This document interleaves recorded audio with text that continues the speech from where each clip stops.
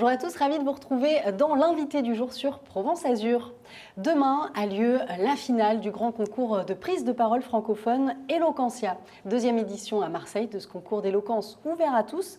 Il permet à des jeunes de tous milieux sociaux de s'essayer à l'art oratoire. Alors qui sera le ou la meilleure oratrice de Marseille cette année?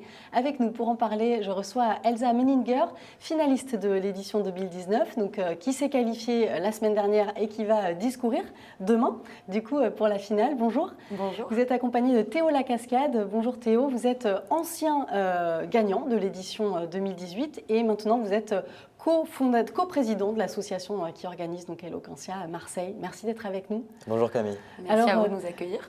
Pour expliquer un peu ce concours, l'année dernière il y avait 70 participants, cette année le double.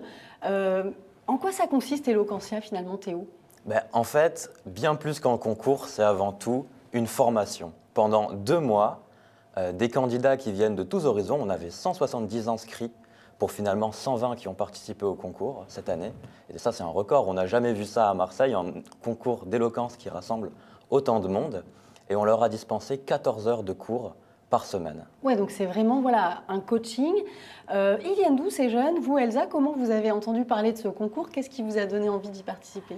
Alors, moi, en fait, j'ai assisté à la finale où participait Théo l'année dernière, qu'il a d'ailleurs brillamment gagné. Et en fait, c'est en voyant la performance de ces 4 finalistes que je me suis dit pourquoi pas moi. Bon, il s'avère que c'est moi au final.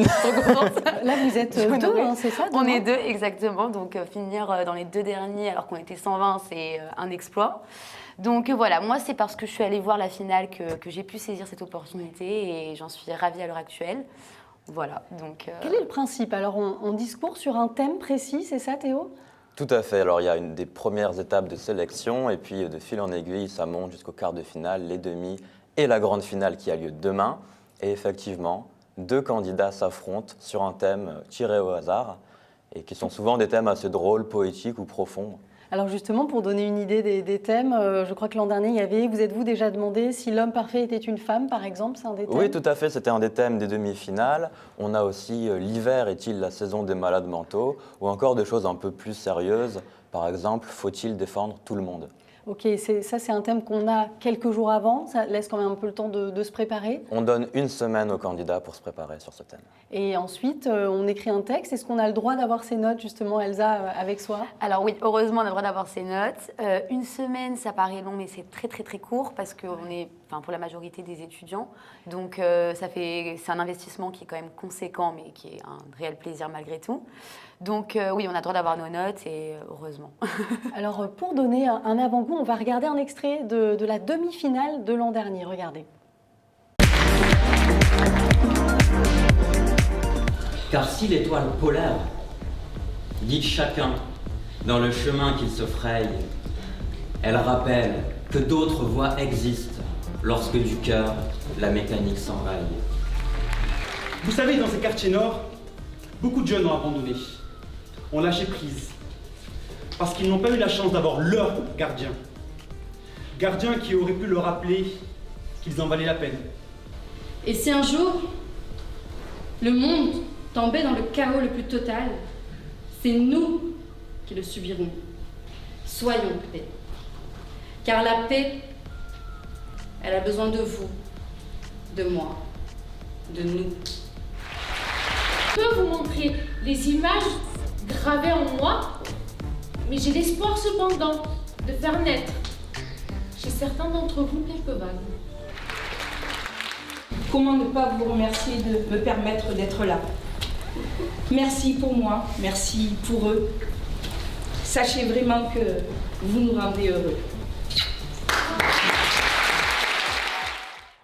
On le sent, c'est un concours qui suscite un véritable engouement. Mais il y a un engouement exceptionnel, et particulièrement cette année. Déjà l'année dernière, on avait 800 personnes qui sont venues en finale, avec en plus une communication assez minime. C'est le bouche à oreille en fait, qui fait cet engouement autour d'Eloquentia Marseille. Et justement, comment on peut l'expliquer ça? Qu'est-ce qui vous a séduit, Elsa, quand vous les avez vus là comme ça sur scène? à matcher? Moi, je considère que c'est quand même un spectacle avant tout, et c'est ce qui le rend attractif et incroyable. Et il y a ce doux mélange d'émotion et de profondeur qui est impressionnant à voir, surtout quand c'est entre les mains d'une jeunesse, puisque c'est une jeunesse qui parle et c'est magnifique à voir. Et je pense que c'est ce qui suscite majoritairement ce gros engouement. Parce qu'on a peu finalement l'occasion de l'entendre, cette oralité. Je trouve qu'à l'école, moi personnellement, en effet, on n'est pas tant habitué. Et c'est ça aussi qui donne la force à ce concours. Effectivement, on est l'un des rares pays en fait qui n'enseigne pas réellement l'art oratoire à l'école. Alors là, c'est génial parce qu'il y a une vraie mode de l'éloquence depuis quelques années. Et c'est assez lié à Eloquentia d'ailleurs, parce que c'est le film À voix haute qui a été nommé au César d'ailleurs en 2013 je crois. Moi c'est en voyant ce film que j'ai découvert Eloquentia. Okay. À l'époque j'étais très loin d'imaginer que je serais lié à Eloquentia plus tard, mais quand j'ai découvert que Eloquentia s'installait à Marseille, j'ai pas hésité une seconde et je me suis inscrit. C'est Stéphane de Freitas qui a réalisé ce film, qui est un peu à l'origine de tout ce concept-là. Justement, vous Théo, vous êtes étudiant en droit et voilà, il y a eu l'envie aussi à un moment d'aller plus loin, d'essayer à se confronter un peu à des idées, à une façon de s'exprimer. Oui, bien sûr. Moi, j'avais toujours eu le désir de faire ça un jour sans jamais me lancer. Et puis, bon, quand l'occasion se présente, on saute dessus. Et effectivement, je suis étudiant en droit, mais je pense que c'est important de rappeler à nos téléspectateurs que c'est vraiment ouvert à tous. Des étudiants, des travailleurs, des chômeurs, peu importe. D'ailleurs, on ne regarde même pas ça. C'est un concours Eloquentia qui veut sortir des codes classiques de l'éloquence. Et les participants, sur scène, ils ont carte blanche. Ils peuvent tout faire. Oui, aussi bien du slam, de la poésie, de la chanson. Oui, de la danse aussi. Vous avez dansé? Moi, personnellement, oui, j'ai dansé. En fait, je suis tombée sur un sujet qui était La politique est-elle vraiment polie, rédigé par mon très cher Théo, qui a rédigé la majorité de mes sujets qui sont un peu bizarres. Et en fait, j'ai fait de la danse classique pour illustrer l'esthétisme de la politesse et de la politique à l'heure actuelle. Donc, comme quoi, tout est possible. On peut même danser. Ouais. Donc, voilà. Et juste, le critère, c'est avoir entre 18 et 30 ans. Mais après, voilà, on peut effectivement venir de tous les horizons et venir partager son envie. Ah ouais. Absolument. Et sa manière de s'exprimer. Puisque, comme vous l'avez si bien dit, voilà, carte blanche, on peut tout faire. On a une candidate qui est venue avec son ukulélé sur scène. On en a comme Elsa qui ont fait de la danse classique pour faire passer l'idée que la politique s'apparente surtout à de la forme et on masque les douleurs que ça représente. Exactement. Et qu'est-ce que ça apporte, Elsa, quand tu as fini cette demi-finale? Tu t'es sentie comment? Qu'est-ce qu'on ressent? Wow. Alors, beaucoup de choses. Bon, premièrement, j'ai été la plus grande des surprises parce que on y croit, mais on s'y attend jamais vraiment. Donc ça, c'est magnifique. Mais je crois que ce qui est le plus impressionnant, c'est les rencontres qu'on peut faire. Bon, déjà Théo, bien sûr, et tous les membres de l'organisation qui sont des personnes extraordinaires, mais aussi les autres candidats qui sont à mes yeux tous plus talentueux les uns que les autres. Et rencontrer des gens aussi multiples, différents, c'est tellement enrichissant, voilà, c'est incroyable. Oui, ça, c'est l'ADN d'Eloquentia, c'est cette transmission. Il y a un accompagnement, vous le disiez, avec plusieurs heures de coaching. C'est ça, on apprend quoi finalement? On apprend à aller sur une scène, à des techniques de respiration. Ça passe par quoi? Ça passe par absolument tout. En fait, on invite dans nos masterclass tout type de professionnels de la prise de parole.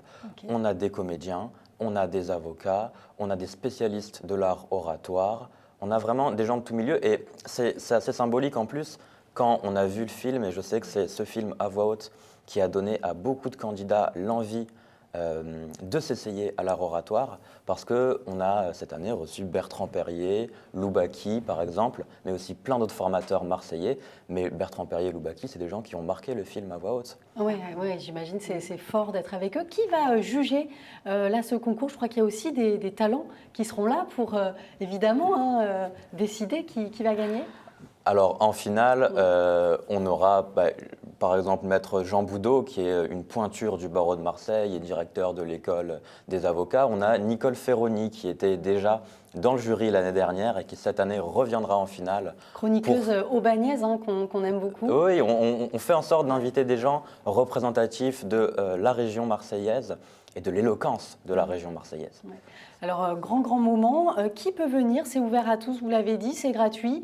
L'idée, c'est que, voilà, évidemment, il y a la famille des candidats, je pense, qui sera là. Il y a toute ma famille. Là, il y a tout. Même ceux que je connaissais pas très bien, ils sont là. Ils sont tous là. Il n'y a pas de problème. Mais c'est ouvert à tous.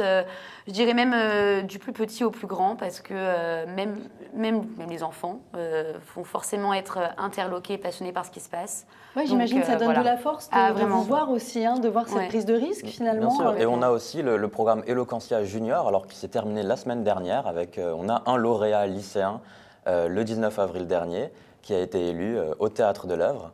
Mais on a lancé, en plus à Marseille, c'est une première aussi, ça, Eloquentia Junior. Bravo à lui. Donc, merci en tout cas à tous les deux d'être venus nous présenter ce rendez-vous à découvrir demain au Théâtre Sylvain, donc dans cet écrin du 7e arrondissement. Un moment fort avec tous ces jeunes qui vont donc monter sur scène. On souhaite évidemment bonne chance à Elsa qui était avec nous. Et merci donc à vous de nous avoir suivis. À très bientôt.